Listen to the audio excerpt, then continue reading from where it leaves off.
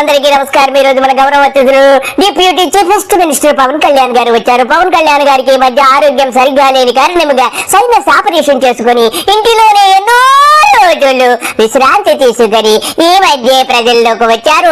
ఆయన పరామర్శించడానికి మోడీ గారు కూడా స్వయంగా వచ్చి వారి ఇంటికి వెళ్లారు. అలాగే బాబు గారు సరే చెక్క భజన చేసుకుంటూ కూడా పవన్ కళ్యాణ్ గారి ఇంటికి వెళ్లారు. ఇదంతా బాగానే ఉంది కానీ ఏదో తేడా కొడుతుంది పవన్ కళ్యాణ్ గారిలో. ఏదో తేడా వచ్చేసింది. అమరావతి వద్దు, మనకు జయాంధ్ర ముద్దంటూ ఈ మధ్య జన సైనికులు ఉద్దేశించి ఒక మీటింగ్ లో మాట్లాడాడంటే ఏమీ నాకు అర్థం కావడం లేదు. ఏదో తేడా కొడుతుంది. అన్ని విషయాలు మనం తెలుసుకుందాము. ఈయనకున్నటువంటి మత పిచ్చి గురించి కూడా, అలాగే ఈయనకున్నటువంటి గొప్పతనాల గురించి కూడా గతంలో ఏం మాట్లాడారు, ప్రస్తుతం ఏం మాట్లాడారు, అన్ని విషయాలు తెలుసుకుందాము. ముందుగా వారి నారా భక్తి గీతముతోటి మొదలు పెడదాము. మొదలు పెట్టండి పవన్ కళ్యాణ్ గారు మీ భక్తి గీతము. భజన చేసే విధము తెలిసింది ఈ నారాచంద్రుడి భజన చేసి మోక్షమొందండి.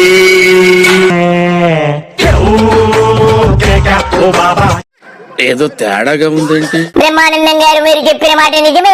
జై అమరావతి అంటే కేవలం 33,000 ఎకరాల వరకే పరిమితమైపోతుంది. జై ఆంధ్ర అంటే ఎంతో సంతోషముగా ఉంటుందని ఈ తేడా మనిషి అదే మన పవన్ కళ్యాణ్ గారి దగ్గర ఏదో తేడా కనబడుతుంది. బాబు గారు మాత్రం జై అమరావతి అంటున్నారు. మొదలు పెట్టండి. అందరికీ నమస్కారాలు. జై అమరావతి. ఇంకా గట్టిగా జై అమరావతి, జై అమరావతి. ప్రజాస్వామ్యం గొప్పతనం, ప్రజల సంకల్ప బలం, ప్రజల సంకల్ప బలం మరోసారి చాటి చెప్పిన రోజు ఇది. బాబు గారు మీరెంతో చక్కగా జై అమరావతి అంటున్నారు. కానీ మా పవన్ కళ్యాణ్ గారికి మీరు అలా అంటుంటే మండిపోతుంది. ఏదో తేడా కొడుతుంది. మీరే 33,000 ఎకరాల్లో ఎన్ని ఎకరాలు మరి మీ సొంతం చేసుకున్నారో నాకు తెలియదు. కానీ ఆయనకు కూడా కనీసం 1,000 ఎకరాలు ఇచ్చుంటే ఆయన కూడా జై అమరావతి అనేవారు. మరి ఇప్పుడు ఆయన ఏమంటున్నారు? 33,000 ఎకరాల జై అమరావతి వద్దు, జై ఆంధ్ర ముద్దంటున్నారంటే మీ ఇద్దరి మధ్య ఏదో తేడా కనపడుతుంది. చెప్పండి పవన్ కళ్యాణ్ గారు. చిన్నవి ఆంధ్ర అనే సరిహద్దున్న వరకు మీరు పరిమితం కాకండి. అమరావతి రైతులు కూడా చెప్పాను, మీరు జై అమరావతి అనకండి, జై ఆంధ్ర అనండి. ఏదో తేడాగా ఉందేంటి? బ్రహ్మానందం గారు తేడాగా ఉందంటే తేడాగా ఉంటుందండి. ఆయనకి ఆపరేషన్ అయ్యాక అన్ని కూడా తేడాగా అయిపోతున్నాయట. ఇకపోతే 2024లో అనవసరంగా బాబు గారితో పొత్తు పెట్టుకున్నారు. జైలుకు వెళ్లి అనవసరంగా పరామర్శించారని కూడా జన సైనికుల వద్ద ఆయన వాపోయారంట. ఎందుకంటే అంటే మీరు జై అమరావతి అనే కొద్దీ మీ కష్టం మీ 30 ఎకరాలకు వెళ్ళిపోతుంది, 33,000 ఎకరాలకు వెళ్ళిపోతుంది. మీరు జై ఆంధ్ర అన్నప్పుడు 5 కోట్ల మంది ప్రజలకు వెళ్తుంది. మీ బాధ తెలుస్తుంది. పవన్ కళ్యాణ్ గారు మీ బాధ నాకు అర్థమైంది. 33,000 ఎకరాలు మొత్తం బాబు గారి సొంతం చేసుకుని ఉంటారు. మీకు 1000 ఎకరాలైనా ఇచ్చుంటే నా మనసు ఎంతో ఆనందముగా ఉండేది. నేను బాబు గారితో మాట్లాడతాను, మీరు బాధపడకండి. ఇకపోతే మీరు 2024లో పొత్తు గురించి మాకు కొంచెము చెప్పండి. 2024లో మీరు తెలుగుదేశం వెళ్ళకుండా ఉంటే చాలా బాగుండేది అని నా చెవులు ఊదర కొట్టేస్తున్నట్టు. ఏదో తేడాగా ఉందేంటి? నేను దానికి కారణం చెప్తాను.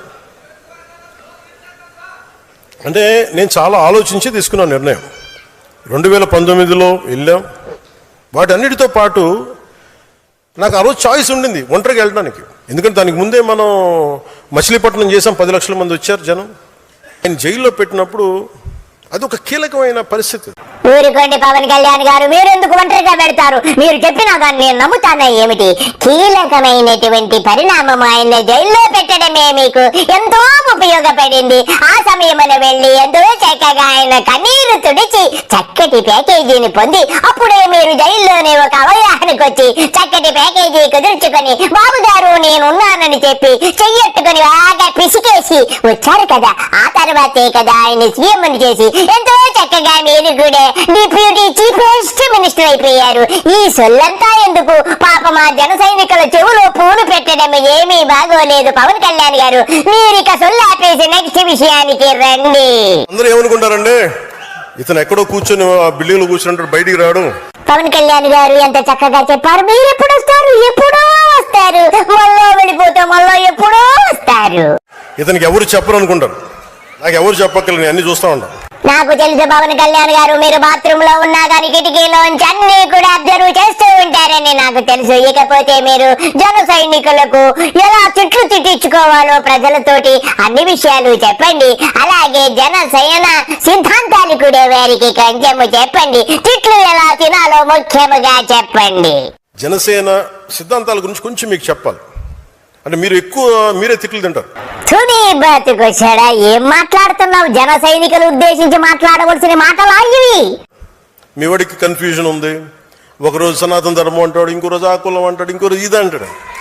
నీ బతుకొచ్చాడా, పార్టీ పెట్టి 10 సంవత్సరాల నుంచి ఏం మాట్లాడుతున్నావు? కులము మతము లేని మాట ఒక్కటైనా నీ జీవితంలో మాట్లాడావా? అప్పుడే వెళ్ళిపోతావు, అల్లావు అక్బర్ అంటావు, చర్చికి వెళ్ళిపోతావు, ప్రభువే అంటావు, తర్వాత వచ్చేస్తావు సనాతన ధర్మం అంటావు. తుని బతుకొచ్చాడా. జనసేన ఎప్పుడు కులాల గురించి మతాల గురించి మాట్లాడద్ది అంటే, నేనేం చెప్పాను, మనకున్న 7 సిద్ధాంతాల్లో కులాలని కలిపే ఆలోచన విధానం, మతాల ప్రస్తావన లేని రాజకీయం. పవన్ కళ్యాణ్ గారు, మీరు కడుపుకు అన్నం తింటున్నారా, అదే తింటున్నారా? సిగ్గు లజ్జ ఉండాలని బతుకొచ్చాడా. నోరెత్తితే కులము, కాపు కులము, ఆ కులము, ఈ కులము, ఆ మతము, ఈ మతం అనే సొల్లు మాటలే తప్ప నీ బతుకులో ఎప్పుడన్నా సరిగ్గా మాట్లాడావా? ఆ జన సైనికులకు దిశ దశ నిర్దేశించడం మానేసి కులాల గోలేంట్రా నీ అబ్బా. నీ బతుకింతే నీ బతుకొచ్చాడా. అర్థం చేసుకోగలను, అందుకని కులాలను తీసేయలేము. చెప్పాల్సింది ఒకటే, ఎవరు దైవాన్ని వాళ్ళు ఆరాధించండి, మీ దేవుని మీరు ఆరాధించండి.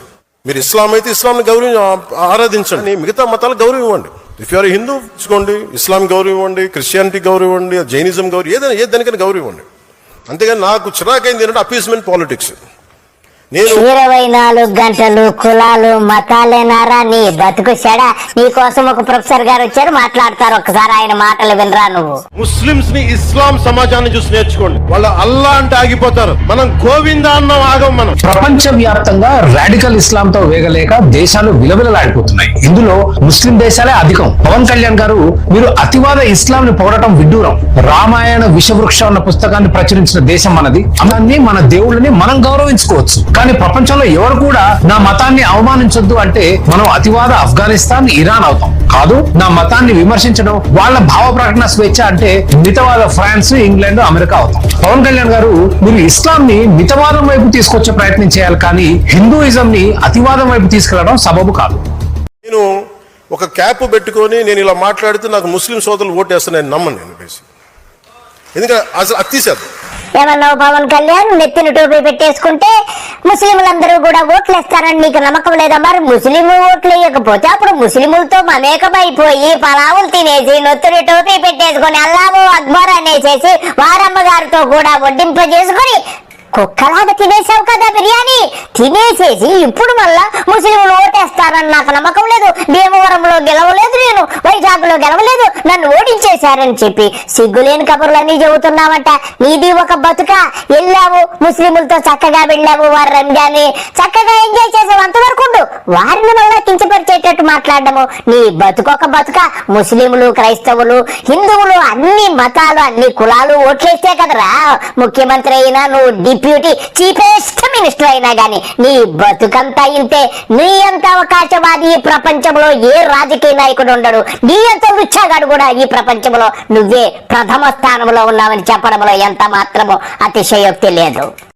ఊసరవెల్లి కళ్యాణ్ గారు, ఇప్పటి వరకు ముస్లింల గురించి చెప్పింది చాలు, ఇక హిందువుల గురించి చెప్పు. హిందువులు ఎటువంటి వారు, ఎలా వాగావో 2024 ముందు ఆ వీడియో ఒక్కసారి నువ్వే చూసుకోరా.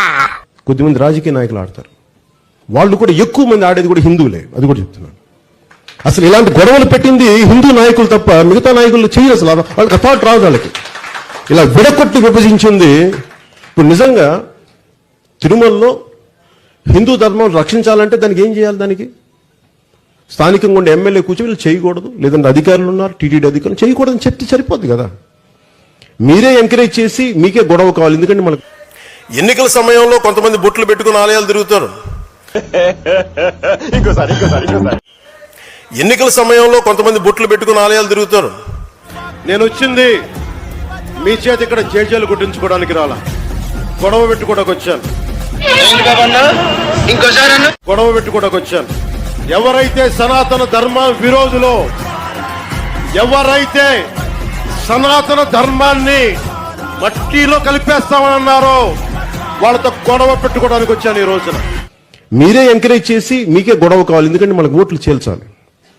ఇది చేస్తున్నది హిందూ నాయకులు. హిందూ నాయకులు ప్రేరణ లేకుండా, ప్రోద్బలం లేకుండా ఇవి జరగవు. కాకపోతే నేను వింటుంది చిన్నప్పుడు, ఇలా మాట్లాడేది రెచ్చగొట్టేది హిందూ నాయకులు కాదు, నువ్వు తిరుపతి వెళ్ళి చేసిన విన్యాసాలన్నీ ఓసారి చూసుకో. కడుపుకు అన్నం తింటే ఒక్కసారి చూసుకో పవన్ కళ్యాణ్. నీ బతుకొచ్చాడా? నువ్వు కులాలను రెచ్చగొడతావు, మతాలను రెచ్చగొడతావు, మళ్ళా ఏం చెబుతావు?